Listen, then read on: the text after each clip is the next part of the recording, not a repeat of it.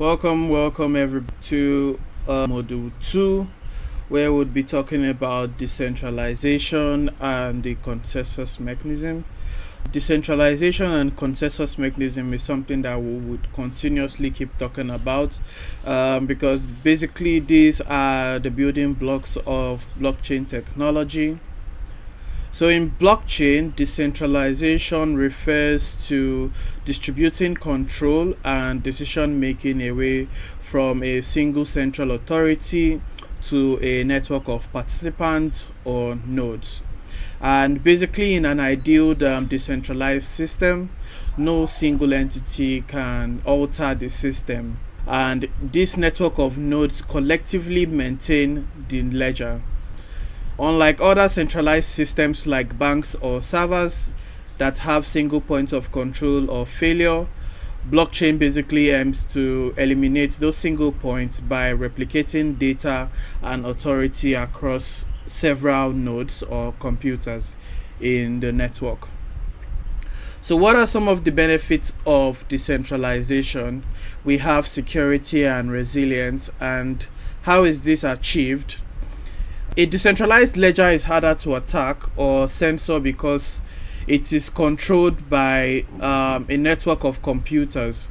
So an adversary would basically need to take over control of a majority of nodes, and even if some nodes fail or are compromised, the network can continue operating. We also have the censorship resistance. This basically means that no central authority can block transactions or censor data. So the decentralized nature of the blockchain ensures that all valid transactions get included and that data remains accessible regardless of external pressures. We also have trust minimization. Participants don't have to trust a middleman or each other. They trust the network rules and the consensus algorithm. So other benefits include transparency, open participation, and disaster recovery.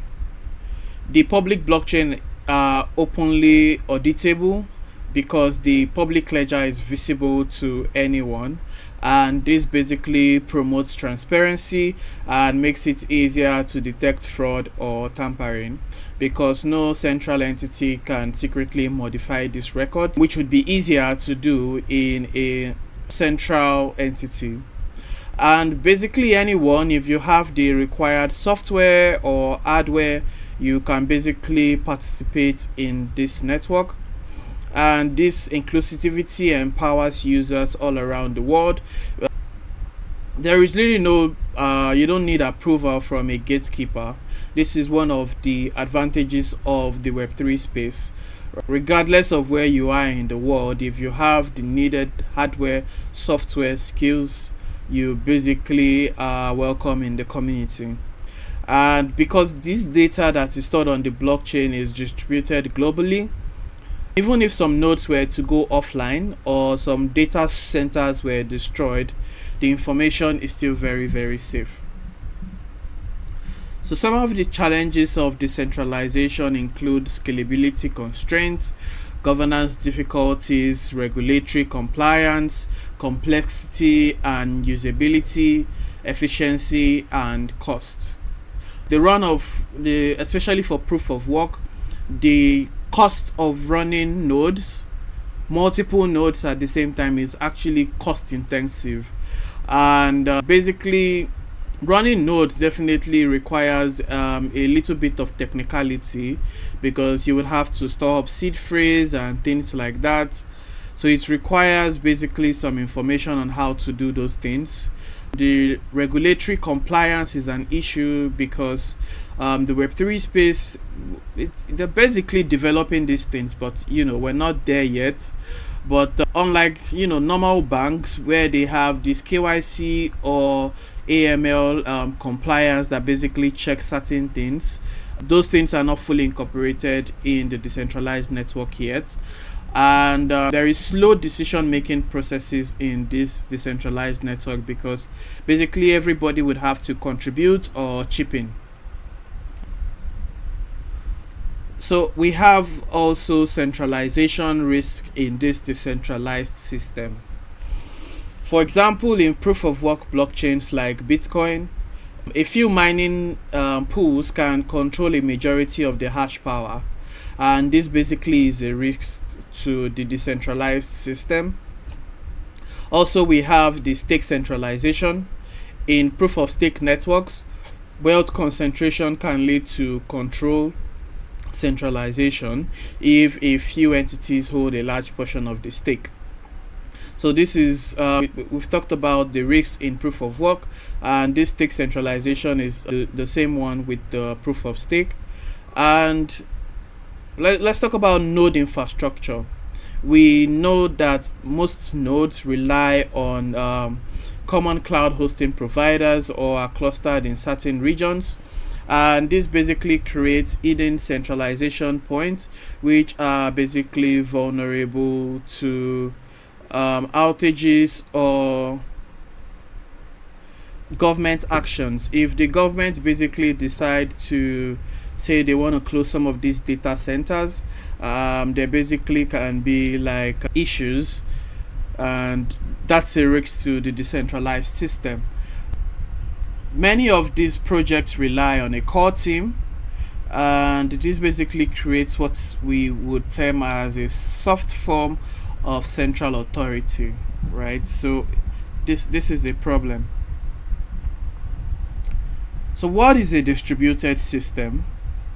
A distributed system is a collection of independent computers that work together as a unified network, coordinating to achieve a common goal. And unlike a single centralized system, a distributed system has multiple nodes that communicate over a network. And blockchains are essentially a form of a distributed system because they use a peer-to-peer network of nodes to maintain a shared ledger without any central server, and this enables the blockchain to do what it needs to do. And we talk about some of the key characteristics of a distributed system. We have multiple nodes, and these nodes basically hold a copy of each data. We have no central lock or authoritative time order. We have independent failure modes between nodes, and need for consensus on a consistent state. So more of this would basically be discussed on the LMS. The LMS is actually very detailed. It covers all these points, explains these key characteristics properly. So do well to follow up on the LMS so that you can basically get an in-depth understanding of the distributed systems. So what are some types of the distributed architecture? We have the centralized architecture, we have the centralized architecture, we also have the distributed architecture, right? The blockchains typically use a peer-to-peer network structure, and each node connects to others, which forms a mesh or a data block, and this basically propagates together, and this basically contributes to decentralization. And in an open permissionless blockchain like Bitcoin and Ethereum, the architecture is open, peer-to-peer. Anyone can run a node, join the network, and this is a highly distributed design, right? I think this basically explains blockchain technology generally. So data consistency in decentralized networks, right? We have the eventual consistency, we have strong consistency and finality, we have the capture and perspective. Just touch a little bit on this, but a more detailed explanation is available on the LMS. So most blockchains would provide eventual consistency, which means that if there are no new failures, all the honest nodes will eventually agree on the ledger state. And there are periods where different nodes might have slight differences, but given time, the protocol ensures that the network converges to one consistent chain. We also have frameworks that aim for stronger consistency, where once a transaction is finalized, it is immediately irrevocable.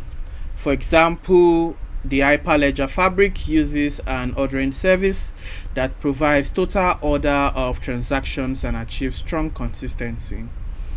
And also the CAP theorem that states that in an event of a network partition, a distributed system can choose to be consistent or available, but not both. And that is important so as to remain partition tolerant, because network splits cannot happen. So what is the role of fault tolerance in the blockchain network?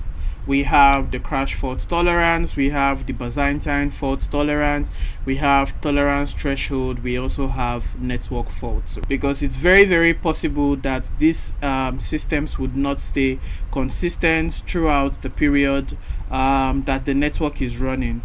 So what are some of the things that are put in place to make sure that, these things stay? So a system tolerance actually allows that the nodes keep going, or the node doesn't really go off if simple crashes occur. The Byzantine tolerance handles nodes that not only crash but also actively send incorrect or conflicting information. And for the tolerance threshold, if less than 33% of the nodes are bad, faulty, or offline, the network basically can still run. And the blockchain network are built to be partition tolerant, so that if several nodes are offline, the system doesn't break irrecoverably. So this is basically the role that fault tolerance plays in the blockchain network. We see that everything is thought through. So an overview of the consensus or consensus mechanisms in distributed system. So we already talked about what consensus is all about. It's the process that allows nodes to agree on a common value or state. And if there is basically a network of distrustful nodes, the consensus mechanism is the way that these nodes agree on the next block of transactions to be added to the chain. So we have the safety, we have liveness, we have fault tolerance. So for safety, no two nodes should ever accept conflicting blocks, and the ledger has to be consistent across the network. For the liveness, the system should continue to produce new blocks or value consistent, and this is important so that transactions do not stall forever. So a consensus would eventually have to be reached so that transactions do not just keep pending in the network forever. And for the fault tolerance, like we've just discussed, the protocol has to be able to handle node failures or malicious behavior up to a certain threshold. So this is very, very important. So some of the most popular consensus mechanisms include proof of work, proof of stake, proof of history, and some other ones. We'll be talking about proof of work right now. Basically, proof of work is done when miners compete to solve a difficult cryptographic puzzle, and the puzzle is basically finding a hash. So the miner that basically finds the previous hash gets the opportunity to choose the next hash, right? The solved block is then broadcast to the network for verification. So if I find the hash as a miner, I'm basically going to populate it and say, oh, I found the previous hash, this is it. I push it to the block for verification, and everybody or the other nodes then agree. I'm like, okay, fine. Then the block is added to the chain, and then miners can basically start mining for the next block. And other nodes basically verify this proof of work, basically asking you to show your workings. How do you come about this hash? They basically check it to see that it matches, the transaction, the timestamp, and everything. And then verification is basically the last stage of it all. And the security of proof of work comes from making it economically costly to rewrite history. So if there is an attack on the node, the attacker would definitely have to continually out-hash the rest of the network, and that is extremely expensive in energy and hardware, because we know that proof of work is definitely energy intensive. Then we have proof of stake. So participants who want to basically operate on this network, they stake some amount of their cryptocurrency. Then the protocol then selects validators to create the next block, which is often weighed by the size of their stake. So let's say you have to validate a 1 Ethereum transaction, so you basically have to have over 200 Ethereum stored. The minimum for an Ethereum validator would be 32 ETH. So imagine adding a wrong transaction to the blockchain and losing up to like 5 ETH. You add just 1 ETH wrong transaction to the block, and then you're losing 5 ETH. It doesn't make any sense. So this is basically the incentives and the penalties. If you add the next block correctly, you get an incentive. If you do not, you are penalized. You basically lose some portion of your staked coins.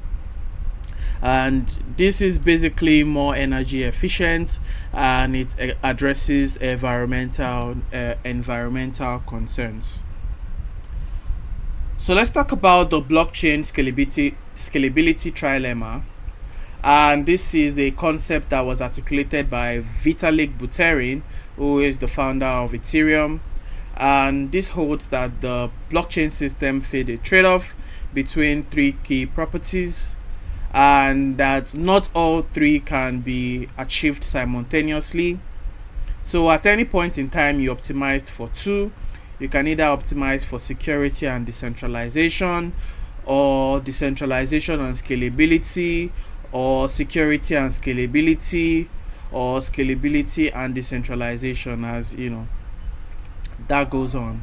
So for example, Solana maximizes security and scalability, and that requires more powerful hardware. So it's very, very important to understand the concept of this scalability trilemma. That's the problem that we have in the blockchain industry right now. So if you're listening to this and you basically find a way to solve this problem, enable us achieve security, decentralization, and scalability at the same time, then I think you're basically going to be the next millionaire, or a billionaire definitely, because you'll be solving a huge problem in the blockchain network. So what are some of the existing solutions to scalability? On the layer 1 chain, we have techniques like increasing the block size or frequency. We have sharding. We have improved consensus algorithms. We have compression techniques. So layer 1 scaling requires major upgrade that we know as forks, and it is often challenging because these forks make the network vulnerable to attacks. So it's very, very important to be very careful when major forks are going on. So major forks are basically protocol upgrades, or maybe in simple terms, updating like an operating software, which in this case would be the blockchain network. So in layer 2, we have things like state channels, we have rollups, we have side chains. So that's how scalability is solved in layer 2 protocols. Then we have blockchain governance models. So what this basically means is how decisions are made about protocol upgrades and changes. We have off-chain governance like Bitcoin BIPs, which relies on community consensus and node adoption, while we also have on-chain governance like Tezos that uses token weight voting. And we also have DAOs, which is a new form of decentralized governance for applications and funds. And it is important to note that each of these models have their own trade-offs. On-chain governance can be faster, but the richer people would definitely be able to take over this. And off-chain governance is slower, and this basically resists capture. But the trade-off is that to come to an agreement, to come to a consensus, it is much slower. So the best approach to the governance model on your network depends on the specific goals and values of each blockchain community. So that is it for module 2. A more in-depth explanation would be in the LMS, so do well to follow up the activities on the LMS, and if there are any questions, looking forward to answering your questions in class. Let's happy hacking, and we look forward to having these conversations. Bye for now.